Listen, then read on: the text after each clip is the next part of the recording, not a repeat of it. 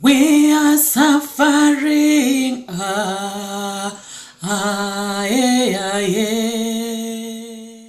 My name is Rose McCarthy and I work for the Refugee Council. When you hear the word refugee or asylum seeker, what image do you see? Imagine a pregnant woman or a mother. How do you feel? Maybe sorry for her, maybe you'd like to help, maybe you do help. Maybe indifferent, it's nothing to do with you. Or maybe even angry with her for coming here and putting her life and her children's lives at risk when she should really go back to where she came from. Well, today we'd like you to meet the women behind the labels. Last October, over 50 such women gathered at the Leeds Playhouse. It was an event organised by the Refugee Council, the White Ribbon Alliance, the Maternity Streamers Sanctuary and the Leeds Playhouse. They came to have fun. They had their hair and makeup done, their photographs taken by Joanna Vesti, which she then used to create an amazing photo exhibition. Then they shared stories of love and loss. They talked about hardships endured, rights abused, friendships made, kindness shared. And most of all, they talked about the love that they have for their children, because mums throughout the world love their babies. Now today, 5 of these inspirational women are going to share with you a bit of their story. I think a life of asylum seeker, someone living in a cage, and this lockdown has put extra cage on us just to be isolated. My name is Dabita Tariq. Originally, I'm from Pakistan. I have 3 grown-up children. My name is Diana. I am originally from Bolivia. I came to the UK 11 years ago. My name is Diago. I'm originally from South Africa. I'm a mother of 4 children. I came in this country 21 years ago. Hi, my name is Maham from Yemen. I came to the UK 2 years ago. My name is Piwe. I am from Zimbabwe. I am an artist by profession and by passion. By profession, I mean I am an artist by profession. That's why my bread is buttered. My role as an artist is to educate and inform. Educate and inform the community. Entertain them. Telling them stories. Reality. Reality stories through dancing. Reality stories through acting. Yes, including politics. Including abuses. Including everything. Yes, it's my right as an artist to inform the community. But by doing so, my life gets in danger. Beatings, torture, sexually abused, even killings. That's where the suffering comes. I am suffering. I am suffering trying to inform the nation. I am suffering trying to educate the community. I am suffering trying to entertain people. Yes, running away is the only option. Seeking refugee is the only option. In 2010, I had my first job. I was 22 and I met the love of my life. In 2015, he left for 2 weeks. He came here to the UK and out of nowhere, a war broke between Yemen and Saudi Arabia. In one day, I was in a war zone and he was outside the country. He couldn't come back, I couldn't leave. There was no airport, nobody could move. It was just reality. I came to the UK 11 years ago, looking to start a new life away from all the political problems that I had in my country. As soon as I arrived in London, and I found out I was pregnant, which was the most terrifying feeling in my whole life.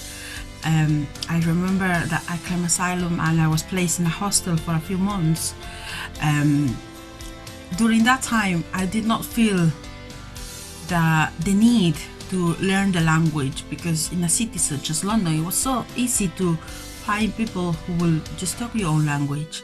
The difficult thing came when I went to the hospital to give birth with one of my friends, thinking that would be a few hours, so I did not need anyone to translate or anything like that.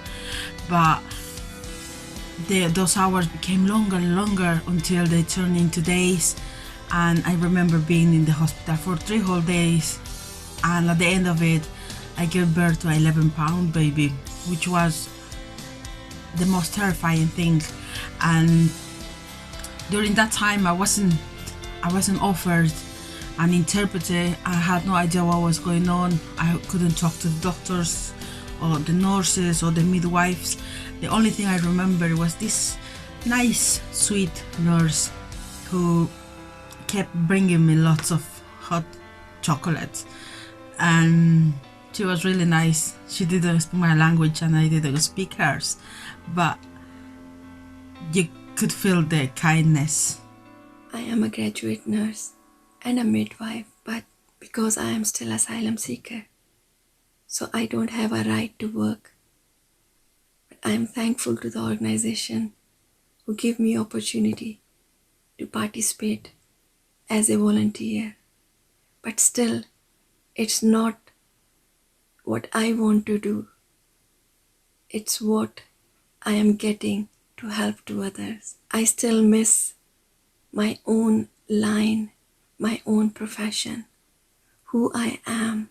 Before, at least we were able to participate in the social activities, in the social groups, social gatherings. But now it's nothing. It's made us more depressed, isolated, and more left behind.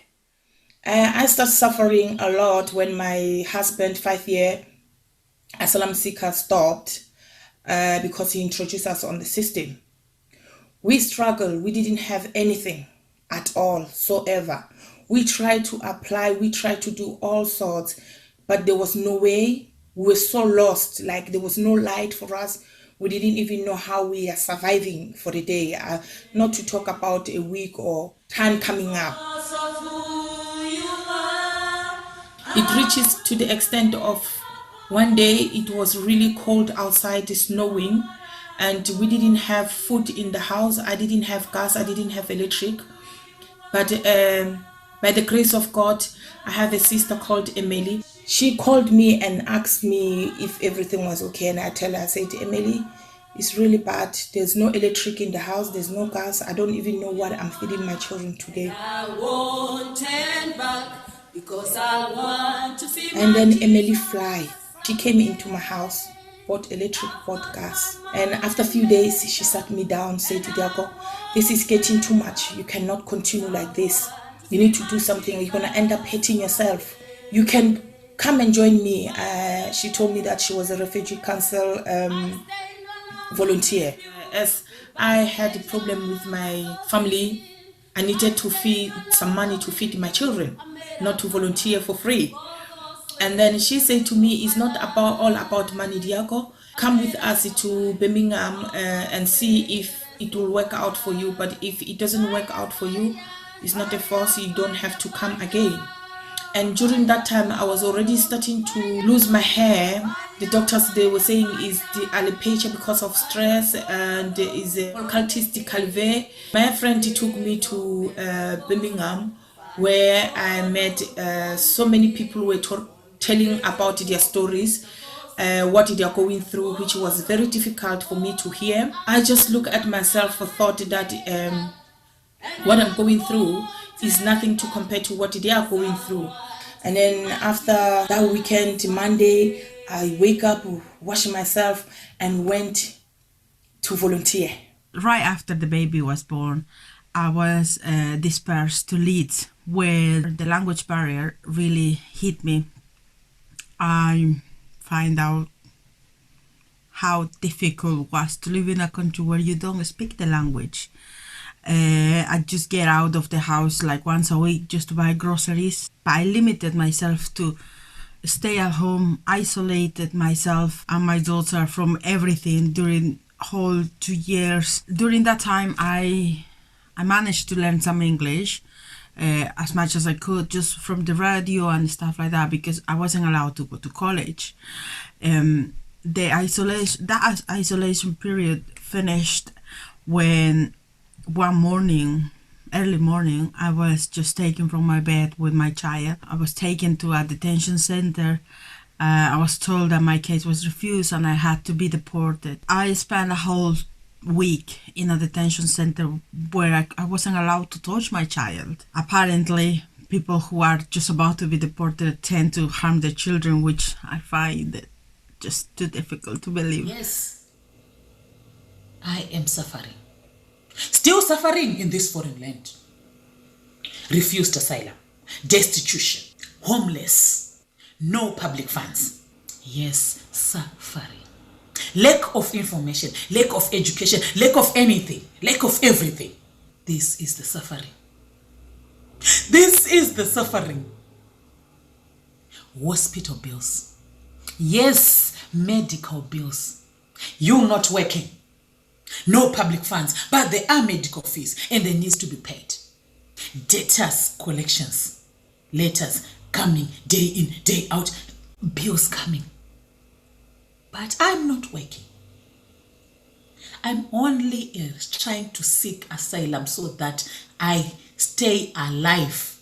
It's very painful to go through each and every day, to see your failures. They just came and stand in front of you, and you think that these are the big barriers which you cannot cross.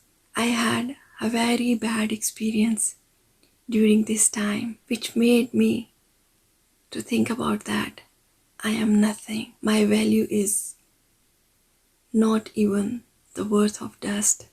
I saw a volunteer form to apply it in a hospital, and I was so happy.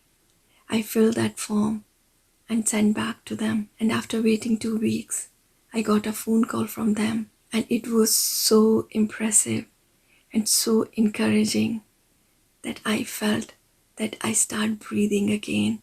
He called me again and discussed to me about the uniform, about the duty hours, my specialities, and everything. I felt myself that time like an eagle who has lost his all the hopes and he's just sitting on a cliff waiting for the last breath. And then somebody gave him an extra strength and took him on the peak to fly, to enjoy the life. I got that much strength that time, and I start waiting for that time when I will join to work. I thought, yeah, okay, I can leave Yemen. I can't stay when there is no life. I couldn't have my dreams anymore. Everything was destroyed, and it was just fighting is not something you want to live in. And I thought I should leave. It took me so much energy to take my family out with me, to convince them that this is the right thing to do. It's never easy. People don't want to leave. They believe we all have to stay together. You can't leave your neighbors, you can't leave your friends. So many family members, you can't leave them. But I wanted life. Where I'm from in my country, we believe that if you tell your story, people can use it against you. So we used to say you can never tell your business. Your business is your business. You can never tell it out there because tomorrow they can use it against you. So that's what I used to tell myself. But at the end of the day, I was able to talk about my feelings, even if I wasn't that openly. But a little bit I gave it out. I saw the support from these ladies, and that was it. That's how my journey started, and I became much better. After those 7 days, I was taken to the airport. I checked in and everything, but there was a solicitor who turned out. I wasn't deported. In fact, I was put in a nice hotel for the night and then brought back to Leeds. I realized that I just had passed the most traumatic experience in my life, because my life was never again the same. I was really paranoid. I was really anxious about being detained again. During that time, I was lucky enough to come across something called the befriending service, in which I was assigned a befriender, somebody who somehow guide me the way back to the community. I had a friend. Out of the sudden, I just had a friend. It was a really surreal experience for me after being alone for such a long time. After 2 weeks, I got another call and they told me that they don't need me anymore because they have enough staff. I wish somebody could see me that time, how much I was in pain that time when they told me this thing, because they gave me hope to fly again, to feel myself who I am. Suddenly they have taken my breaths out. I was so broken, so depressed.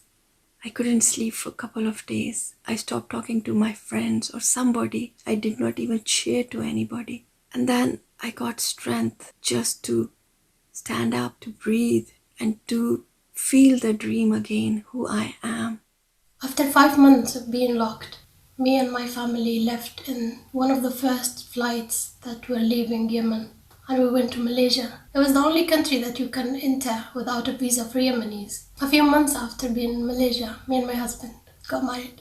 It wasn't the wedding I imagined. I imagined a lot. I had a lot of time to imagine it, but it wasn't. It was simple and it was lovely. I know I missed my friends being there.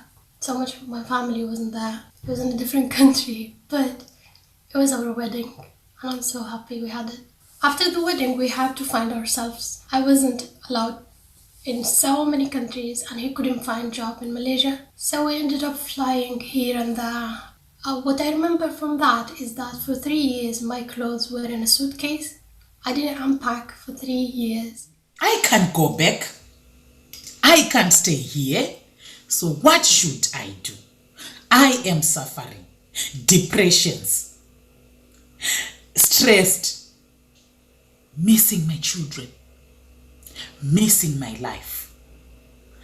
Being an asylum seeker, at times I will take it as getting in a cage, close the cage and throw away the keys away. Yeah, no one is gonna open it for you. I'm thankful to my counselor. She gave me a good example of what is life. I am a nail biter, persistent nail biter, and I bite it very badly. And then she told me, why don't you grow your nails of one hand? Life is like that. We cannot overcome on all the strugglings, but it's a 50-50. So it gives me hope. And again, I grow my nails. And I think so this time, I grow my nails more than the normal length. But the other hand, I am still a very bad nail biter. After the 2 months together, I was asked to volunteer myself. So I started training to volunteer. I volunteered for a few years, up to 8 different organizations, supporting lots of people. I felt like I finally got like a purpose back in my life again. My fight to get my status lasted for a whole total of 8 years. And right after that, I was just put back again in the system, trying to look for a job, to try to get benefits together and make a CV and stuff like that, which was really difficult when you don't have the working experience you're required to. So I was pretty much pushed to use the skills that I learned whilst volunteering, which was make people happy through food. So I started my own business, which is called From Bolivia with Love. I'm very proud of that. I think there's 2 ways to a person's heart, which are food and music. I've been everywhere with Rose McCarthy. She have took me everywhere. I give talks. I've been in Scotland, I've been in Wales, I've been in Manchester, I've been everywhere. Ask me anywhere, I've been with Rose. Since we were here and we didn't have jobs, we couldn't work. My kids never been in holiday anyway. We couldn't even travel out of country. So they were born, they will never travel anywhere. The only place they knew, it was Leeds. Volunteering, being able to help me to be able to take my children to Dales and meet people and see all sorts. It was a real mind resting. And believe me, volunteering helped me when I was lost. I was in a dark hole, but the volunteering helped me. It bring me out of that darkness and it put me in the light. I got help. I remember we went to a conference in Hall where I met Geraldine, and she's from Growing Points. Geraldine asked me my name and asked where I'm from or what am I interested on. I was telling her that I would like to be a nurse, and then she said to me they are Growing Points. It's called Growing Points, where they helped me to get the job as an apprentice, and then I grew forward to become a Band 2 where I was able to work as a clinical support worker. Even my daughter, the 21-year-old, she's working as a clinical support worker now. She started like me as an apprentice and now she's a clinical support worker, Band 2. I always say the life is really hard. There are some times where we are in the darkness and in the dark hole, and then there's a time where we're supposed to come out of that dark hole. Even if sometimes I see my light before, it was very, very at the end of the tunnel. But the more time goes, the more I see my light coming closer and closer and closer and getting brighter and brighter. And then I believe one day I will definitely shine. I'm gonna let it shine. This little light of mine, I'm gonna let it shine, let it shine, let it shine, let it shine. There is a light that needs to stay shined. I am that light. You are that light. Yes, you are that light. We need to stay shining. There is sufferings, but we can't suffer forever. There is hope in everything. We thank the Refugee Council. We thank the organizations, different charity organizations, Pathras, Red Cross. They have come together trying to help asylum seekers, trying to help refugees so that we feel at home. So they are holding our lights. Let them switch them on for us so that we can shine. Me and my husband are settled down now here, and we have a tiny house. It's a lovely house. We have one son. He's 1 year and a half. His name is Sam. After so many years of not being able to work, I'm finally working as the project manager for the maternity stream. I work with asylum seekers and refugee women, and I can totally understand what they're going through. The message I want to give this time is this. Please, before showing any dream to someone, make sure what you are showing to that person. How close is that dream to that person's heart? And if that dream will break, how much pain that person will have. I'm so thankful to the organization who are still helping us, who are there to listen, to feel our pain. The reason why I'm talking about my husband and my partner is that I chose my ring as the object that supported me through my travels. I had this ring since 2011 and I never took it off. It's always been with me. It supports me all the time and it reminds me of who I was. That was the support I had, the support of love. I'm so excited for the future. I want to see what life will bring. I'm always saying like I'm like a flower that is growing in the concrete, you know, like where the cars are passing. You know that there's nothing will grow there, but I am the one. I am like the flower that grows out of that concrete. Well, I will just say to all the refugees out there to be proud of how far you have come, and just to let them know that this is not the end. You also need to be really hopeful of how far you have still to go.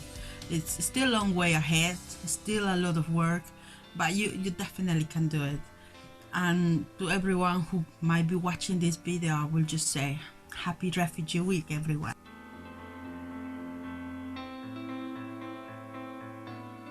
Life as a person seeking sanctuary is tough. No one dreams or imagines that they will become a refugee, but sometimes it happens.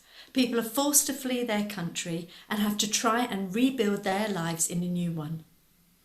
I believe that people seeking sanctuary should be allowed to work, to use their skills to contribute, and that we should welcome and include them in our society, and then all our lives would be enriched. If you'd like to hear more stories, then contact me at the Refugee Council. If you'd like to host our Tales of Love and Loss photo exhibition, then contact Kay at the White Ribbon Alliance. I'd like to end by thanking the Migration Matters Festival for hosting us, and the Stand and Be Counted Theatre Company for their energy, passion and patience in producing this film. They've done it all for free because they felt, like us, that these stories needed to be heard. And lastly, I'd like to thank the amazing women who have taken part, who always inspire me. And I'd like to share 3 lessons that I've learned from them. 1 is never underestimate the power of a woman, the love of a mother for her child, or the ability of a woman who has suffered to help another who is suffering, because mums are amazing.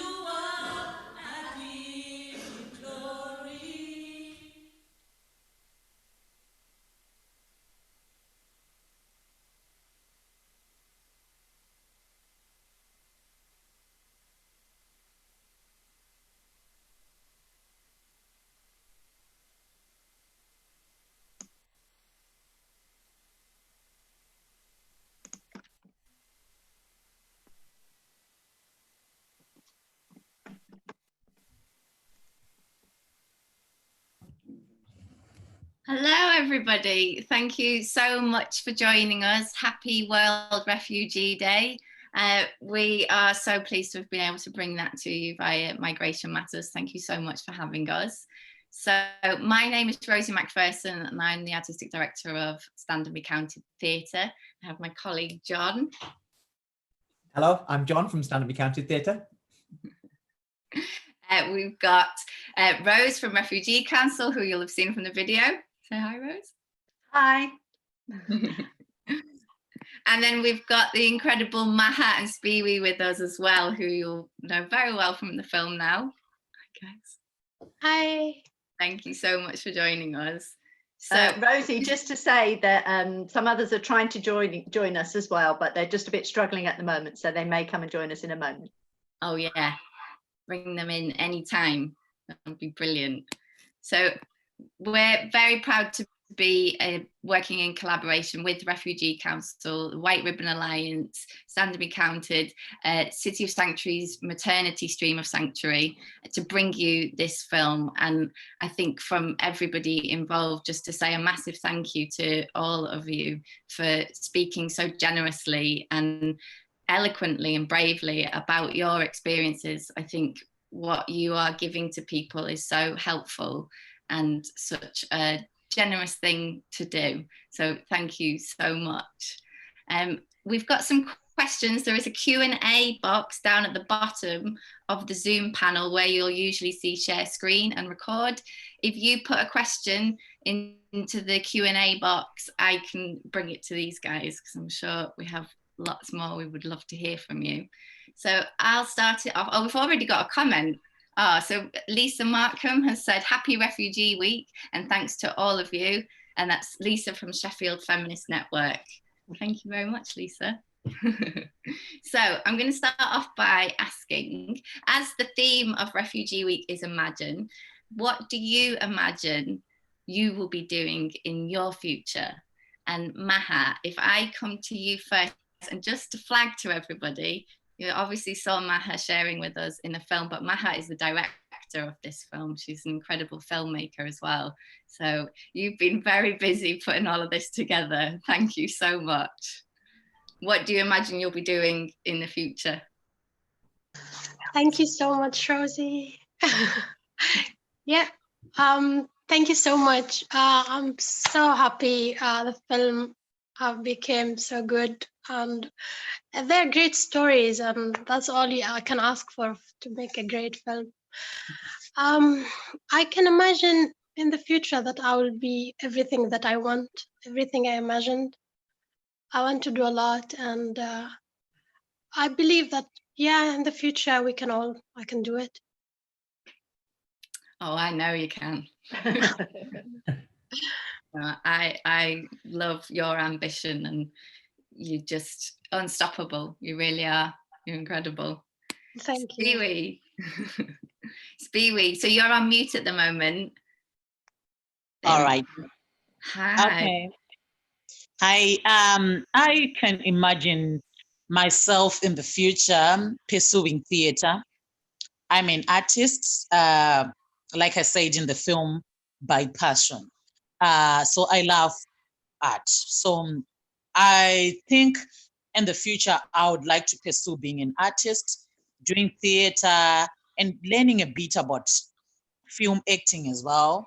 Then I would like to be a nurse. I would like to help other women, particularly a midwife, because when I got pregnant, I had some things that happened to me, a lot of things that happened to me that I wouldn't like to happen to other women. So I would like to be a midwife to help other women, especially migrants.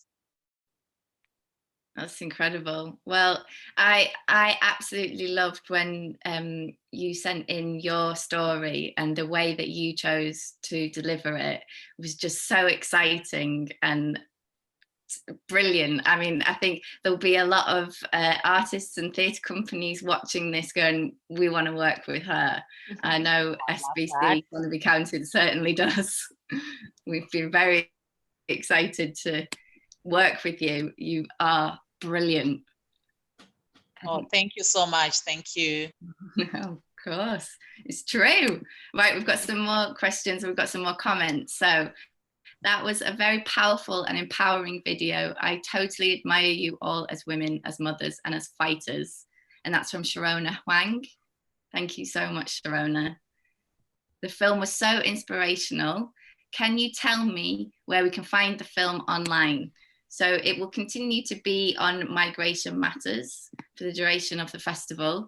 And then it will be on all of the partners' websites. So it will be with Refugee Council, it will be with World Ribbon Alliance, and it will be with City Sanctuary, and also with Stand and Be Counted. So check out any of those websites. We'll be sharing it far and wide.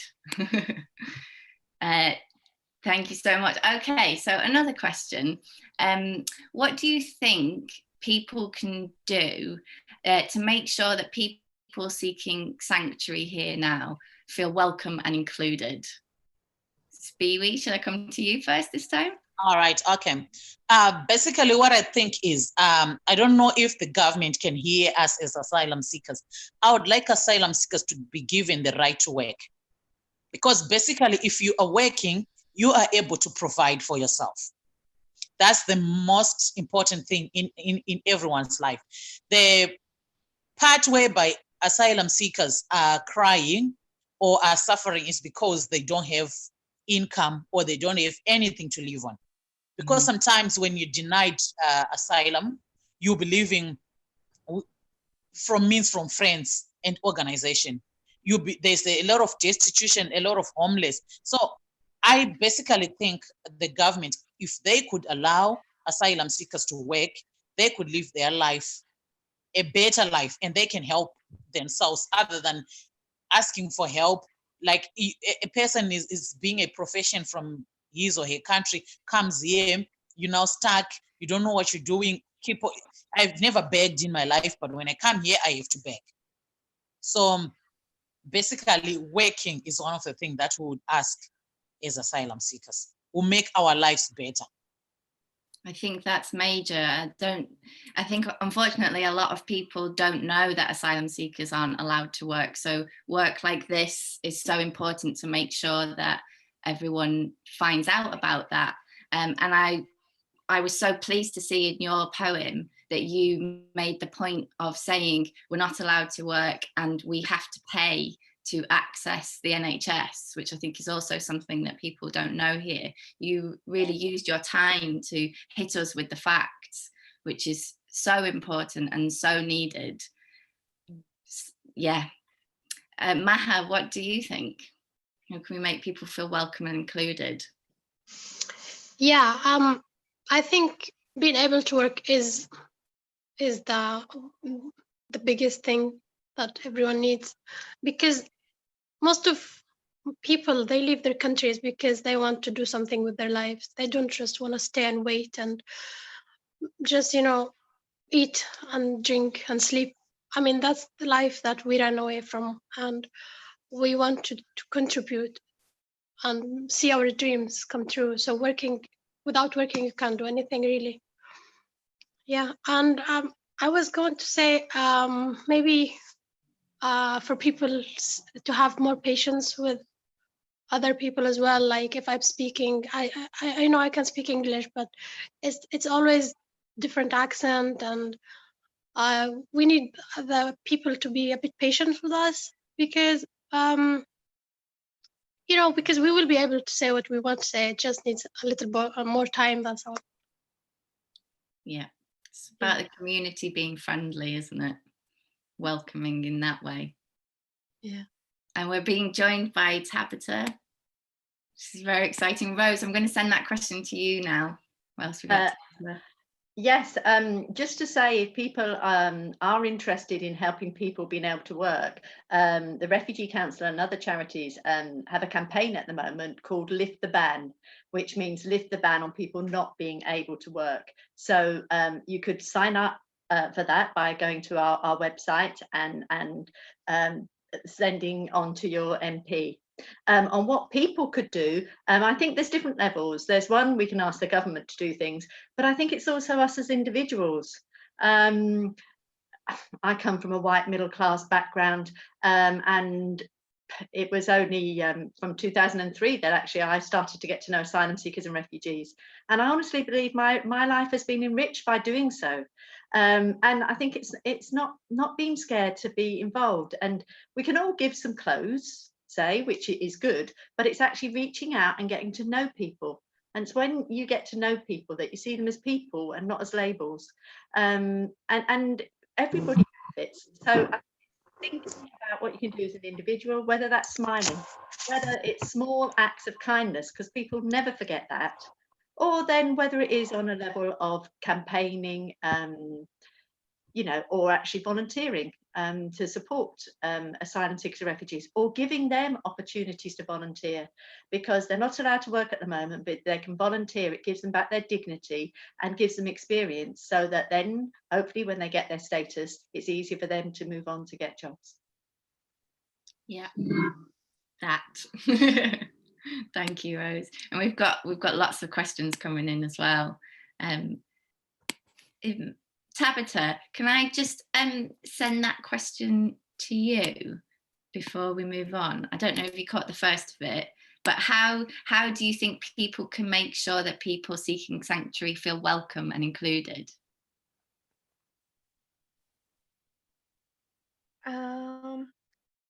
I think so. It's a feelings when you see somebody, or if you go any new place, the way you smile, it's like the way you talk to the person, the way you greet the person, your body language, your gesture, it shows a lot that either you being welcome in this place or no. Yeah. And I just have to say, your story and the way that you talk about that sense of false hope and don't promise things that can't happen because you don't understand the impact that is going to have. is so powerful and moving, and is really important that everybody is aware of. So thank you so much for sharing that in this film.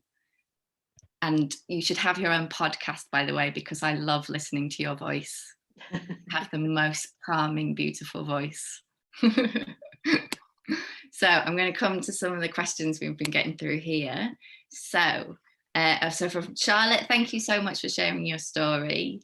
What do you think we should focus on to help pregnant asylum seekers and refugee women during this pandemic? So, Maha? Oh, you're on mute. Don't give us your words of wisdom. Yeah, sorry. Can I hear the question again? It was... Yes, of course. So what do you think we should focus on to help pregnant asylum seekers and refugee women during this pandemic? Yeah, I think this pandemic made women more isolated. They feel like they don't know where to go. They can't go to hospitals. They can't see their midwives as much and stuff. So I don't know if we can reach to them more and maybe call them and just make them feel that, you know, they're not left behind. I think that's all. Yeah. Keep checking in. Rose? I think one really important thing that we could do is not charge women who are pregnant to give birth in the UK. This is women who have been refused asylum, and so they have no money and could be, many are destitute, and yet they get bills for thousands of pounds for maternity care. And that means they're billed for every single appointment they have with their midwives. I teach an antenatal class for asylum seekers and refugees, and I've known women who are scared to go and see their midwife because they can't afford the bills. And that really puts mums and babies' lives at risk. And that, together with the fears of COVID, just adds so much stress to women. And there is evidence that if women are really stressed in pregnancy, it can directly affect the development of their babies.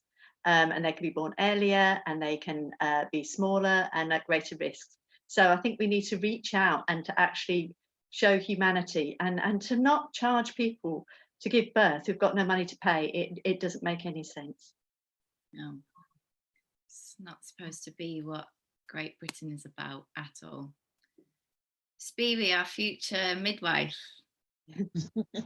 All right, basically, I think pregnant women and breastfeeding women needs education. They need a lot of education, especially during this pandemic, because many people don't know what's actually going on, especially with the language barrier as well. Many of the migrant women can't understand English. So they need a lot of education, basically, to be informed what's going on, what can you do, what can you not do, and befriending. It's very important for us as volunteers to help them, call them, make them feel at home. Actually, we've got a very good program in Maternity Stream, whereby every Saturday we meet as women, pregnant women, and mothers.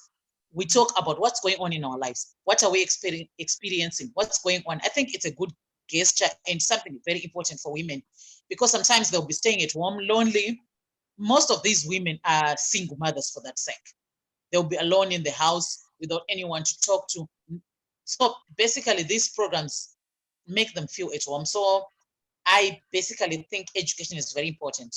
A lot of information should be passed, even with the midwives. The midwives should give them a lot of information about what's going on, what are the risks, and because there are a lot of myths about COVID, especially to the pregnant women and breastfeeding women. So basically, a lot of education is needed, even up to today. So they should educate them day and night if they can. And we as volunteers, we're trying a lot to educate, befriending them, talk to them every day so that they can have at least a friendly or a family environment in their lives.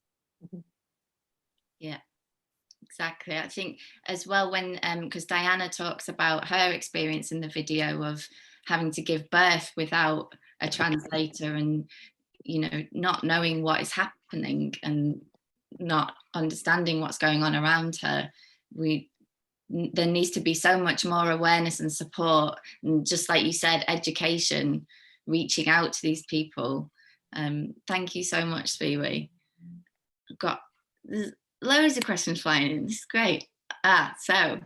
Right, Lisa said, Spiwi, totally agree. The network will be campaigning for the right to work. As for your ambitions, have you heard of Eclipse Theatre Company? Sorry, I didn't hear that. So, have you heard of Eclipse Theatre Company? Eclipse Theatre Company. No, I haven't heard about it. Wonderful. Good shout, Lisa. It's an incredible theatre company in Sheffield. I think we'll definitely connect you. I would love that. I would really love that. Thank you so much. That was from Lisa Markham. Thank you. Okay, so I've got one via Judy on behalf of Shalini, who's unable to ask the question. So it's from her. This is a fantastic platform given to the ladies to tell their stories. Their stories are moving and inspiring. We should all celebrate them and empower them. Yeah, I've just realised that we didn't give you a round of applause for the film finish. Oh, thank you so much. Thank you. Yeah. Okay, wonderful. So I think one of the things that really comes from this film is how much life experience you have, how much you have learned, and how much you are able to share knowledge with people who might be going through this situation right now and need that hope and, you know, the light. Like, I love that we said, Spiwi, you are the light. And I think all of you three really, really are. And so I want to think about the life lessons that you've learned. What other things could you share with us now that might help people going through this right now, and also people in the UK who don't know what's going on but want to help? What life lessons, what knowledge could you share? Tabitha, can I come to you first? It's a big one, big question. Yeah. I think so. I'm still learning to be patient because the asylum process, you know, it will teach you just to wait, and you can't do anything. And other thing is to trust on people, that, you know, there are still people to help you, even though if you think you are alone. And they are still, like, you know, someone who is ready to listen to you. So don't give up. Yeah. And then how are the nails getting on? I didn't cut it. It's yes, see, don't give up. Gorgeous. I think so. This time is the longest nails, you know, but the other hand still. I love that. I was that as a metaphor. It's just don't give up. I was biting earlier, but you still. Thank you so much, Tabitha. And I'm just gonna be checking in with you continuously to see how the nails are getting on. Maha, how about you? Yeah, I think for me, life just taught me that it's unpredictable. You can't predict what's gonna come to you, and you don't choose. Sometimes you don't choose your life, like your life chooses you, and we just adapt. So I will tell everyone, just try to be as flexible as you can, because you don't want to be broken. Just adapt. Yeah, patience, adapt, be flexible. Yeah, we all need that. Spiwi? Actually, Ma stole my answer. To say life is unpredictable being an asylum seeker, because whenever you put your claim, the answer comes what you're not expecting. You'll be expecting a yes and there is a no. But like I said in the film, whenever there is a suffering, there is always a hope. So I take the patience one, and I take the adaptation. We need to be patient, and we need to adapt to the conditions we're living in. It's so hard, but we need to know that life can be different far away from home. What you need to do is take this new home, adapt what's in for us, and be patient for a better life. So, because everyone needs to be happy. Everyone needs a good life. Everyone needs to stay focused, but sometimes you lose focus. Being an asylum seeker, you are homeless, you're pregnant, you're being displaced. I was displaced when I was 38 weeks pregnant to another city. You're pregnant, heavily pregnant, and you're thinking, now I'm going to give birth in this city and everything is set. You've got your care in that city, you've got your midwives, everything is set. Unpredictable, they disperse you to another city. You start all over again. Life there is just different. So being an asylum seeker, there is a lot of unpredictable moments in your life. So you just have to be patient, waiting for those unpredictable moments. Because like now, I'm still waiting for an unpredictable moment. They might disperse me to somewhere else as well. So it's just unpredictable, but we need to adapt. Thanks, Hama, for that. Well, yes, these are the things, and you all radiate confidence, and it's so clear that this stuff has really built you up. And I just think when people hear you talking, if they are in this moment and it all feels like it's on top of them, I just know that you speaking and giving this advice will just help so much. Rosie, could I come in there as well? Sure. From the people that I've learned so much about life. It's incredible. I'm sorry that Diana can't be here, but I'm reminded of something she taught me. She said that life can sometimes be really tough and unpredictable. And when something bad happens to you, you can feel sorry for yourself, and you can think, why me? She says, but you always have a choice in life, whatever happens to you, and you can think, why me? And you can be a victim, or you can choose to be a survivor and think, well, maybe why not me? And what can I learn from this situation? And what can I choose to do? There's some things that you have no control about. And to let go of those. And for her, she says she passes those on to God, but actually there's some things that you can change and to go for those. So it's sort of like it puts a different, we all have hard times, and I think it's important to think, how do we react to them?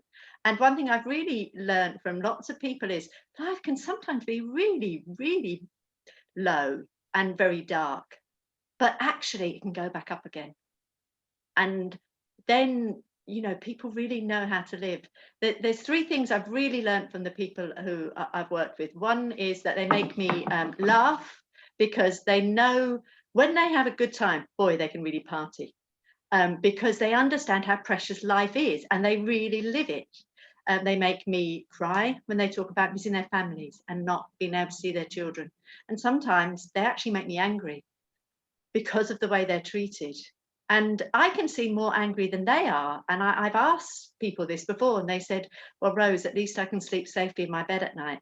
And I thought, I've got no real conception of what that means, because I've always slept safely in my bed at night.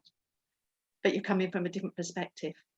So I would urge people to get to know asylum seekers and refugees, because I think we've got so much to learn from them. And the way they reach out to help other people who are suffering so they don't suffer as they did is absolutely inspiring. I just want to add one thing, Rose, what I feel, that sometimes we get strength from our weakness, our failures. And the other thing is that life is like, being a Christian, there are so many things when we pray and we don't get answer. And I sometimes I say to my, to myself, when when this when the every when on the last time, like being a Christian, I said, like, when will be the judgment day?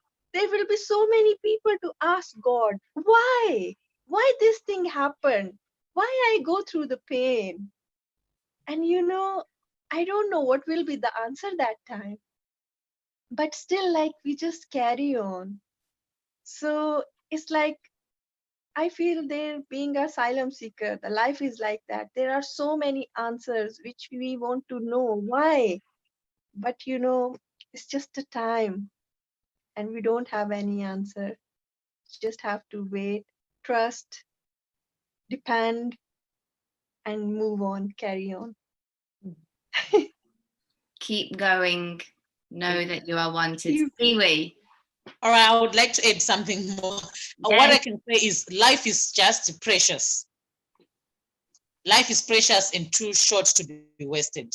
So let's enjoy the moment that we have, despite everything. We have some time whereby we feel sorry for ourselves, we feel angry, we do everything, but that's it. Most of the time, we should just be happy and do what, make our life precious with whatever is there. I knew you guys would really give us some good knowledge and sharing there. This is a really interesting comment that's come through. Some asylum seekers have said that they have been in lockdown for many years, so have lots to teach the citizens of the UK in this current time of lockdown. I think that is, is incredibly important to understand in this pandemic. If we have one iota of how difficult this world is, to remember who it has been like that for some time. Rose, do you want to add anything to that comment? I think that's true, that we talked about freedom in an art therapy session we had recently, and people talked about, I talked about, it felt like for me, birds escaping from a cage, but for others, freedom was being able to not have to know the house rules, freedom to feel safe, which I hadn't even considered. But I think it is true, this that we see things in a different way, and people, maybe we got ways to learn on how to cope with the lockdown, because people have learned patience and learned understanding and survived it. So we need to learn from them. Yeah. So we unfortunately need to wrap this up, although I could just chat with you guys for hours. So maybe we'll just go and have a separate Zoom, just us lot. But I want to finish with this comment from Ian McHugh, who says, thank you to these brave women for sharing their inspiring stories. Joanna, Jojo, thank you to Maha and everyone involved for such a wonderful film. And I think we, all partners and people involved here, would absolutely second that. You are incredible, and I know me and John are so excited to continue working with you all in whichever ways you want to do that. And Rose, thank you so much for all the work that you're doing and for bringing us in to be a part of this. Anyone got some final words before we leave them? I'd just like to say a big thank you to you and John. You have given us a lot of time and shared lots of your talents, and not smothered us, but like really helped Maha to direct the whole film. And I'm really excited about working with you more in the future. So thank you. Yeah, I just want to say thank you to all the organizations who provided us food, things, and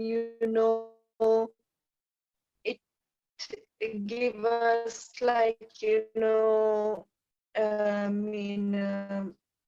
I mean, that how important they are in our life, the social gathering. So, it increase their values in our life. So thanks to all the organizations who are helping asylum seekers. Vivi and Maha? All right. I would like to say thank you to SBC. I would like to say thank you to Rose. Thank you to Migration Matters as well for giving us this opportunity to air our stories. They might help, they can help, they will help some other asylum seekers who might be in this same situations that we were in or we're still in. Thank you so much for giving us this platform. Yeah, I would like to thank everyone as well, Rosie. Thank you so much. And it's been fantastic time. It has. What a way to wrap up Refugee Week, eh? Absolutely. Thank you so much, everyone who's joined us. Find us and keep in touch with us. You're going to see a lot more from these brilliant women. Enjoy the rest of your Refugee Week. Take care. Okay, thank you. Okay, Bye. Bye. Bye. Thank you very much for joining us for this Migration Matters Festival online event. We hope you enjoyed it. If you'd like to make a donation, please visit migrationmattersfestival.co.uk/donate. Your donation will make a difference. Thank you.